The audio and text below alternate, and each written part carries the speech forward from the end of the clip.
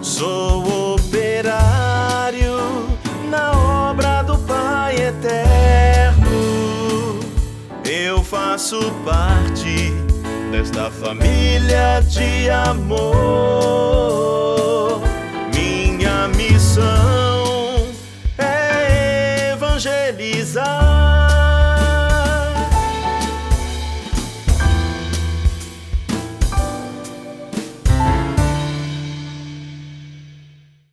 Estamos no ar com mais um programa Pai Eterno que está cheio de fé e devoção. Obrigada pela sua companhia. Lembro você que daqui a pouco tem entrevista com o Padre Robson. O programa está uma bênção. Começo a edição de hoje falando da nova Casa do Pai. É a série de reportagens especiais dessa semana. Juntos estamos sempre em oração por toda a construção, não é mesmo? A expectativa de todos é grande. No canteiro de obras, o zelo pela construção também é grande. Tem uma rotina de trabalho que precisa ser seguida para que tudo seja bem feito. Vamos conhecer um pouco dessa rotina. Roda a matéria.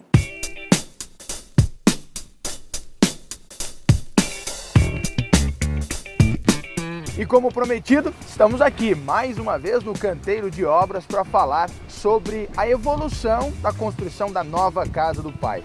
Ao meu lado, o engenheiro Clécio Gonçalves. Clécio, ontem nós falamos de uma forma mais abrangente e hoje nós podemos trazer um pouco mais de detalhes sobre esse momento. Que momento é esse? Bom, a gente abordou ontem de uma forma mais sucinta sobre toda a construção, né, dos 3 setores, que é essa nova fase que a gente está vivenciando. E a execução da estrutura dos setores. Hoje a gente está vivenciando aqui, depois de já ter executado cimbramento, forma e armação, a gente está passando a parte agora de concretagem do mezanino do setor F, como o pessoal vai poder perceber nas imagens. Então, assim, é um trabalho que é preparatório para que depois venha revestimento e todo o acabamento pós-estrutura. É bom lembrar que o concreto ele é feito aqui no espaço da obra, não é? Exatamente. A gente tem uma usina de concreto ao lado da obra, porque a gente tem um volume muito grande de concreto. Então, devido a esse volume, a gente precisa que tenha uma usina próxima para poder ter uma logística melhor na concretagem. Nosso concreto também é um concreto diferenciado, é um concreto autoadensável, com uma resistência muito grande, devido à nossa estrutura também, que é muito robusta, uma estrutura muito gigantesca. O fato de vocês terem à disposição uma usina aqui perto, facilita também no controle de qualidade? Com certeza. Nós temos um controle de qualidade muito rígido em obra e esse período de transporte que a gente diminui pelo fato da usina ser aqui do lado da obra, melhora bastante a qualidade do concreto aplicado na estrutura. Ok, mais alguns detalhes, você está vendo imagens aí do momento atual da obra e amanhã nós voltaremos com mais detalhes, mais informações. É a Casa do Pai Eterno tomando forma para receber melhor ainda você, devoto.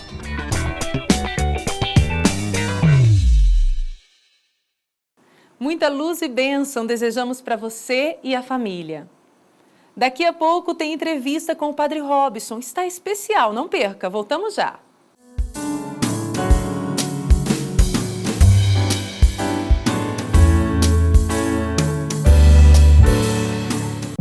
Fazer parte da AFIP é como ser a ponte que liga a palavra do Pai Eterno a quem mais precisa. É levar esta mensagem de amor aos lugares mais distantes. E a sua contribuição faz uma grande diferença. Porque quando você se associa à AFIP, todas as nossas obras sociais e de evangelização se tornam possíveis. Faça parte da AFIP. Associe-se.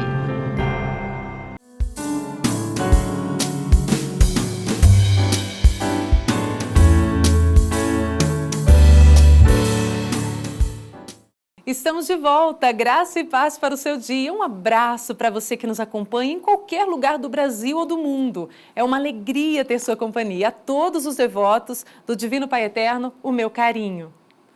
Padre Robson de Oliveira, missionário redentorista e reitor do Santuário Basílica do Divino Pai Eterno em Trindade, Goiás, fala agora para a gente de sua vocação, de como tudo vem acontecendo para realizar a vontade do Pai Eterno. Você confere com a gente agora.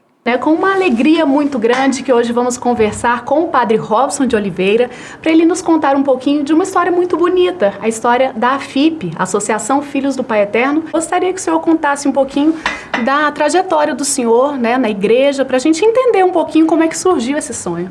Então, assim, é interessante falar sobre isso porque eu acho que Deus ele agiu na minha vida de uma maneira muito intensa.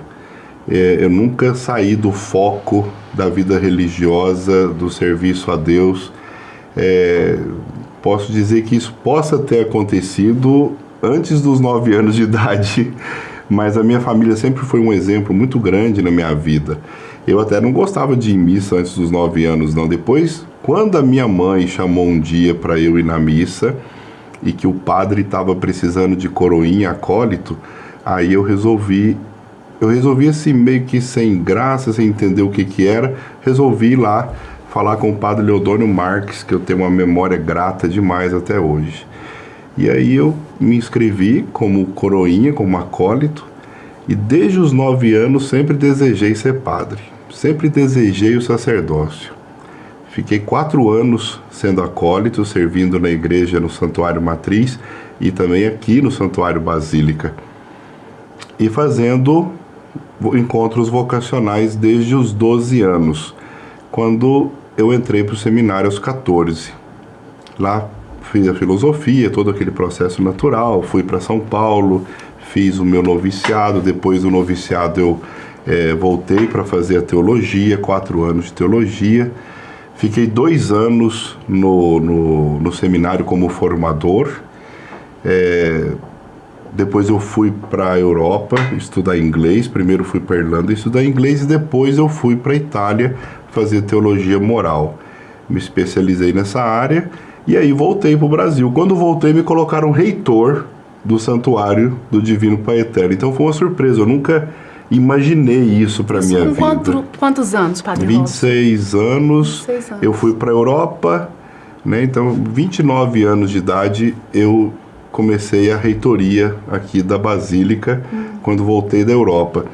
Isso foi em 2000, vê se eu estou errado, 2003, eu cheguei, em junho, e em novembro, final de novembro, eu assumi a reitoria. 2003, 29 anos mesmo, Assumi a reitoria do santuário, precisava muito, tinha padres acumulando cargos por causa disso, da ausência de colaboradores, e então o provincial na época chamou: você vai assumir essa tarefa. Eu assustei com isso, eu pensei que eu estava voltando da Europa para ser professor, para dar aula no seminário, para voltar à formação de jovens e tudo, e aí de repente me colocaram nesse caminho. Aceitei de bom grado, rezei, conversei com a minha família também. Eu sabia que não era uma empreitada simples, não era uma coisa uma tarefa e tanto, É uma tarefa muito séria, aliás, de um santuário que eu venero desde quando eu entendo por gente, Eu fui criado nessa terra. Sim.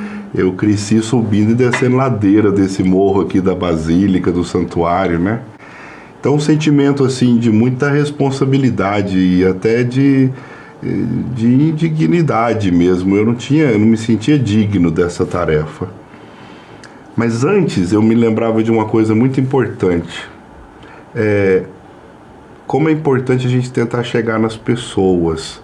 Quando eu cheguei da Europa, na festa do Divino Pai Eterno, eu vi aquela multidão, aquela coisa bonita, e eu fiquei imaginando, nós tínhamos que ter condição de nos comunicar melhor com essas pessoas, de falar mais com essas pessoas, de não somente elas virem a nós, mas nós devíamos criar modos, métodos, metodologias de poder chegar até essas pessoas para que elas pudessem sentir aquilo que a gente tem para mostrar, aquilo que a gente tem para ensinar, aquilo que a gente tem para oferecer.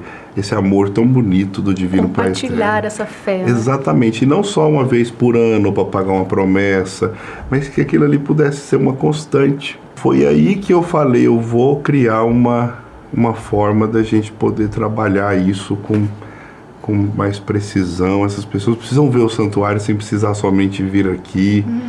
Precisam acompanhar essa devoção sem precisar necessariamente estar aqui fisicamente, E aí eu convidei uma pessoa que entendia de consultoria nessa área.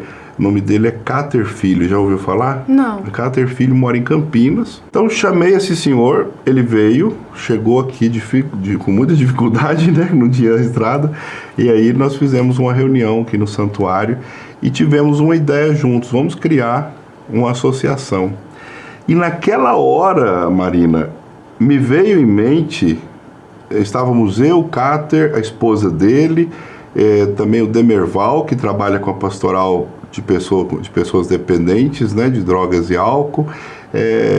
Éramos amigos, né, ali também presentes. E na hora me veio a ideia, Associação Filhos do Pai Eterno. Olha só. Ali, dentro da sacristia, a nossa FIP. Foi nesse momento que surgiu a ideia, vamos criar a Associação Filhos do Pai Eterno. 2004, então, gente, são já 15 anos. A ideia veio em fevereiro de 2004. Sim. Em maio de 2004, a gente realmente montou a estrutura daquilo que a gente chama de estatuto social, né, que são as regras da própria entidade. Então, em maio de 2004 foi quando nós realmente pudemos dizer, existe uma associação registrada em cartório, uma associação de fiéis, com a bênção do arcebispo e assim por diante. Bom, não é, gente, conhecer um pouco dessa história missionária do Padre Robson? Amanhã você vai ver mais um trecho dessa entrevista e o padre vai falar sobre os 15 anos da FIP.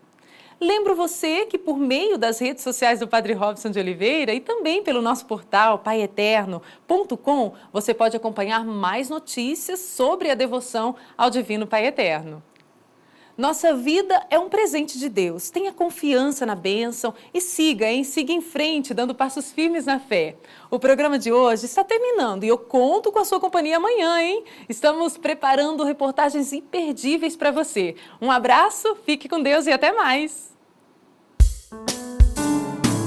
Sou operário na obra do Pai Eterno. Eu faço parte desta família de amor. Minha missão é evangelizar e ajudar na construção da nova casa do Pai.